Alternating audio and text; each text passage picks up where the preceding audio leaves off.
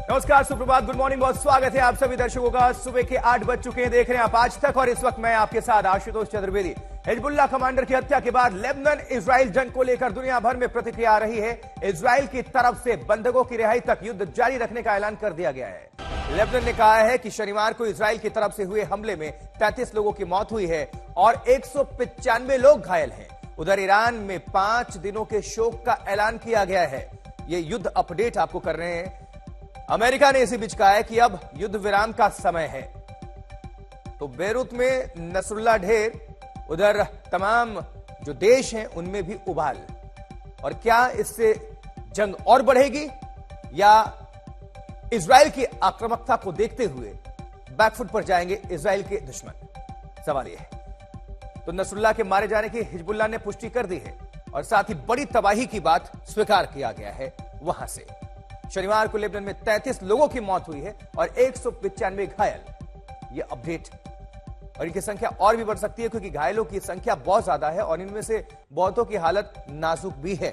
और अमेरिका ने कहा कि अब युद्ध विराम का वक्त है और इजराइल ने कहा है कि बंधकों की रिहाई तक यह जंग जारी रहेगी। यानी कि इजराइल ने अपने इरादे स्पष्ट कर दिए हैं कि वो अभी नहीं रुकने वाला, नहीं थमने वाला जब तक कि उसका बदला पूरा नहीं होता, टारगेट पूरा नहीं होता। तो कल बेरूत में बड़ा अटैक किया इजराइल ने। बेरूत के बाद दूसरे शहर को भी निशाना बनाया गया, लेकिन सबसे ज्यादा तबाही बेरूत हमले में हुई, जहां एयर स्ट्राइक भी किया गया और जमीनी भी ताकत झोंकी थी इजराइल ने।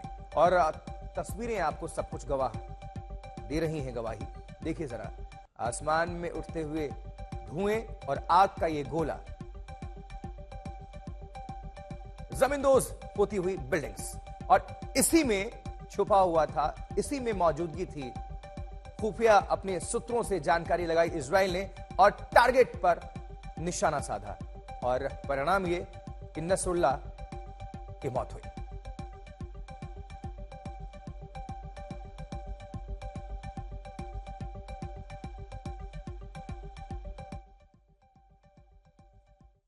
तो इजरायली हमले में हिजबुल्लाह चीफ हसन नसरुल्लाह की मौत पर अमेरिकी राष्ट्रपति जो बाइडेन की पहली प्रतिक्रिया भी सामने आई है। बाइडेन ने नसरुल्लाह को सैकड़ों अमेरिकियों की हत्या का जिम्मेदार ठहराते हुए कहा है कि हिजबुल्लाह चीफ की मौत से पीड़ितों को न्याय मिला है, जिन्होंने जान गंवाई थी, और इसके पीछे जिम्मेदार नसरुल्लाह को बताया अमेरिका ने। तो नसरुल्लाह ने सैकड़ों अमेरिकियों की जान ली और अब इसको लेकर अमेरिकी प्रेसिडेंट जो बाइडेन की प्रतिक्रिया सामने आई है, और पहली प्रतिक्रिया है, कह रहे हैं कि नसरुल्लाह के मारे जाने से कई पीड़ितों को न्याय मिला है। जो बाइडेन, अमेरिकी president.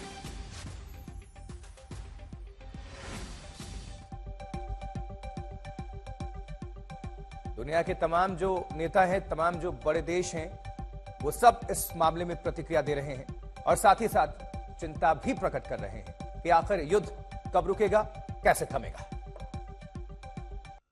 Is a ground incursion into Lebanon inevitable? Time for a ceasefire. Will you visit the hurricane site?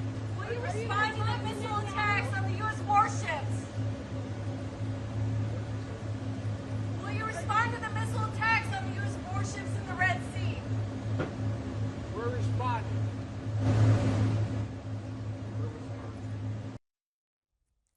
तो सुना आपने क्या कहा। और देखिए, इसी बीच बेंजामिन नेतन्याहू प्रधानमंत्री इजराइल कह रहे हैं कि हमने हिसाब बराबर कर दिया, हमने हिसाब बराबर कर दिया। इनका वन लाइनर आजकल बहुत मशहूर है। यूनाइटेड नेशंस के अंदर भाषण देते भी इन्होंने कहा, मेज थपथपाकर उन्होंने कहा, एनफ इज एनफ, बहुत हो चुका। और उसके बाद से एक्शन हुआ, फोन घुमाया और परिणाम सामने।